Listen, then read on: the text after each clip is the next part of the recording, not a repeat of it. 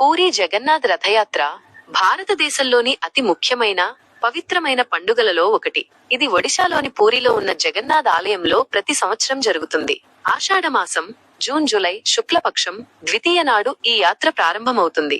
ఈ ఉత్సవంలో జగన్నాథుడు, బలభద్రుడు, సుభద్రదేవి విగ్రహాలను 3 పెద్ద సుందరంగా అలంకరించిన రథాలపై ఊరేగింపుగా తీసుకెళ్తారు.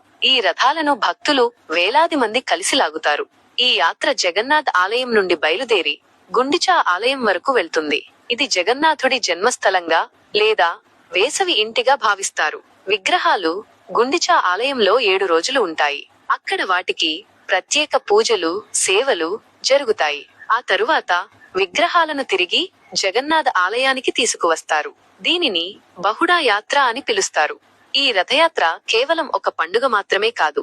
ఇది భక్తి, ఆధ్యాత్మికత, ఐక్యతలకు ప్రతీక. రథాలను లాగేందుకు ప్రపంచం నలుమూలల నుండి లక్షలాది మంది భక్తులు పూరీకి వస్తారు. ఈ రథయాత్రలో పాల్గొనడం వల్ల పుణ్యం లభిస్తుందని, మోక్షం వస్తుందని భక్తులు ప్రగాఢంగా విశ్వసిస్తారు. ఈ ఉత్సవం పూరీకి గొప్ప పేరును తీసుకువస్తుంది. స్థానిక సంస్కృతి, సంప్రదాయాలను ప్రతిబింబిస్తుంది. ఈ రథయాత్ర ఎంతో ప్రాచీనమైనది.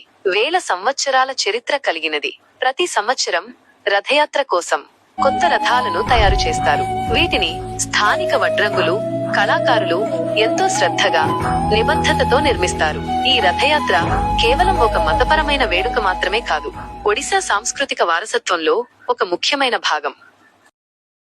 Download ShareChat.